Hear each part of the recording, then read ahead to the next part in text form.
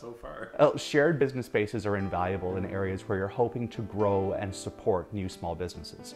I worked in a shared space years ago. It was critical for the development of my business because I was a student. I had a skill and I had a product that I could produce, but I could not yet afford all the gear to actually produce it myself, and I worked in a shared space.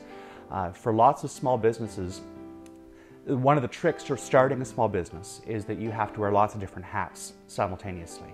And you're developing a product or a service that you're planning to market, but you may not have the infrastructure, say, to produce a website or to do some of your marketing or some of your market research.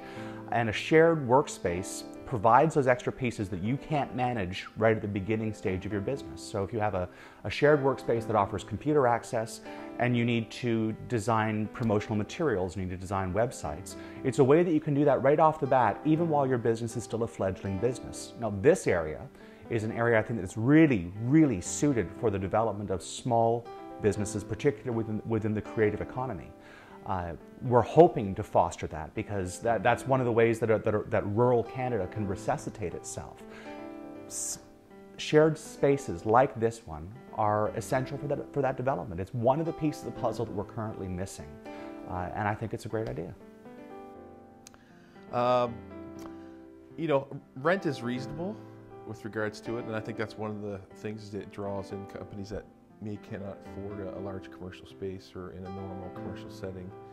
But it's more or less what we thought was the collaboration of not only the administration of an incubation center or shared space, but the companies within it, right? And the ability to talk, the coffee talk, or the water cooler talk, and start working together on, could be something that you don't have expertise in, but that company next to you does, and you bring them in the fold against, creating revenue for both companies, but also building that relationship so that your tiny little companies, can suddenly become a consortium and have quite a few different talents that you can all kind of work upon to build revenue for your companies.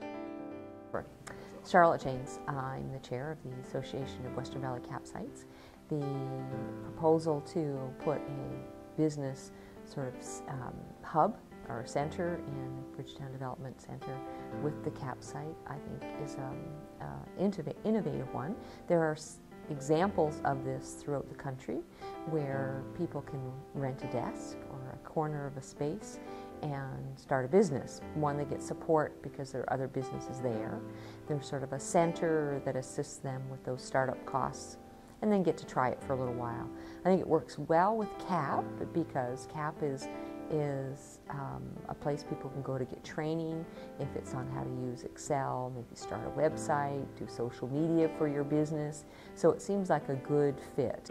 Okay, so I'm Leslie Fredericks, and I'm a small business owner in the Annapolis Valley. Shared Workspaces is a logical evolution for the CAP program. Sustainability in rural Nova Scotia is not going to be by attracting corporations that are extracting our natural resources or by the manufacturing sector. It hasn't worked in the past.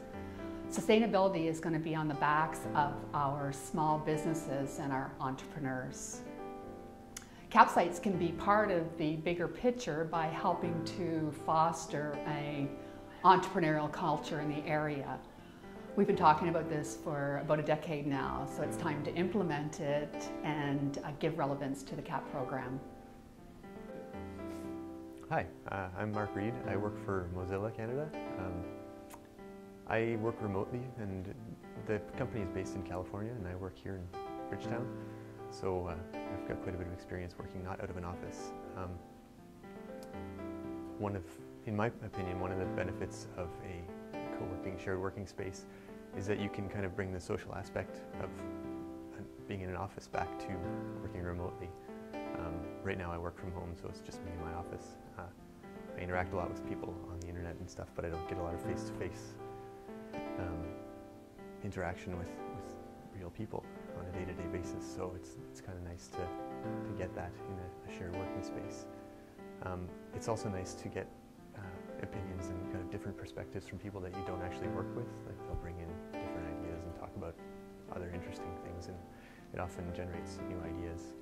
Okay. Hi, I'm Jay Soloy. I co-own a small business in town with my wife, Lauren, called Sleeping Forest Studios. And Lauren also has a starting up photography business that she's running. And we've found that we've been slowing down on our business because we have two young kids. One's about to turn 3 and the other one's 5 months old.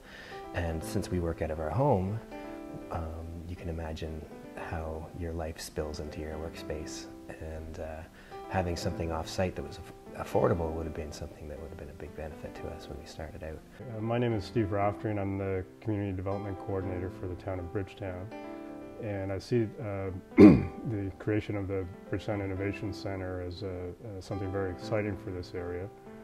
In this region, over the last 10 to 20 years, we've lost many of our major employers, especially in the private sector, but there continues to be growth in small businesses and especially in self-employed, home-based businesses.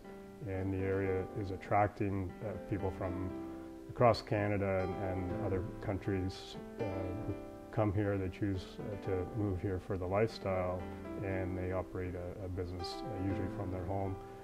And being able to create a space that would be a shared workspace for self-employed people and social enterprise people and small businesses, I think is very exciting, because it'll give them access to equipment and services that they wouldn't have.